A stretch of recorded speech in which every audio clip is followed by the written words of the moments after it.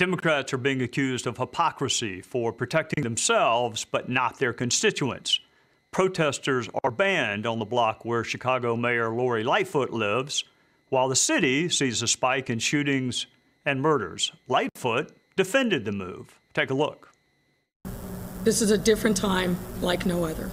And I'm not going to make any excuses for the fact that given the threats that I have personally received, given the threats to my home and my family, I'm going to do everything I can to make sure that they are protected. And I make no apologies whatsoever for that.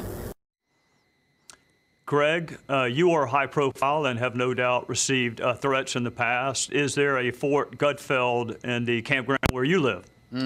All those threats come from Juan, though, and I know where he lives. So this is the pure hypocrisy of many in the left, in which they deny the existence of crime and mob violence as long as it's not in their leafy suburb. Well, it came to her leafy suburb, and now she thinks that she gets special protection because, yeah, she's a public figure. But my neighborhood got ravaged. I know it's an old story, but I always have to bring this up because it's very important. My neighborhood got ravaged, and half of it is still boarded up because of the looting. The shootings have obviously doubled in New York City. I wonder, has de Blasio adjusted or rethought his criminal strategy? I don't think so. I think it's going to happen again. If Trump wins, is there going to be a police force out there that's going to be willing to keep people safe from the far left rioters? And what about the Floyd verdict, right?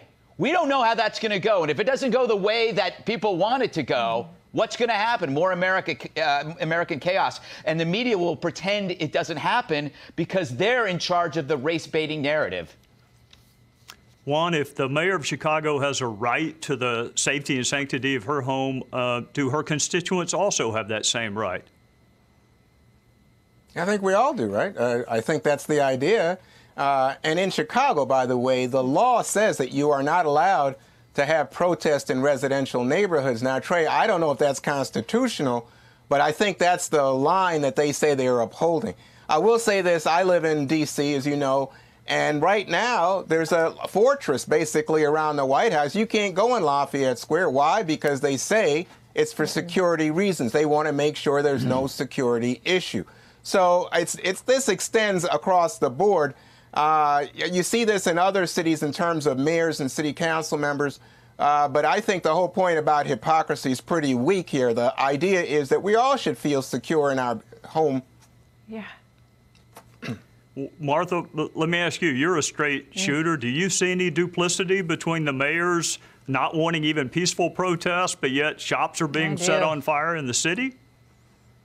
I do. I mean, why does she get protection and she's not pushing for protection for these other stores, these people who've owned their businesses their whole lives, who got the windows kicked in and they've got to start over, for the urban families who don't have police on their corners the way they used to, or some of them have just adopted a different posture because they're terrified of what might happen if they actually show up for the call and, you know, something gets misinterpreted, which does happen in some of these cases, not in all of them. Some of them are legitimate abuse in some of these cases. But, you know, so those things need to be recognized in a big way. Remember, this is also the mayor who went to get her hair done when she told everyone else that the salons needed to be closed because she said, you know, I'm the mayor, you know, so I get to do this. One thing about Washington, D.C. and Jefferson and Jackson Square in front of the White House. I was just there the other day. I run in that area a lot. It breaks my heart, Juan. The reason that whole thing is cordoned off is because it's been destroyed. The windows are broken.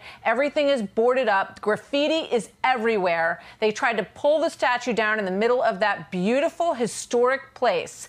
So until we figure out a way to keep those areas safe, those fences are going to stay up. And you're right. It's a crime. It breaks my heart to see Lafayette Square Park. It really, really does. Jesse, I'll give you the last quick word. He's got a bunker, too. Nice try, Juan. Jesse, last quick word.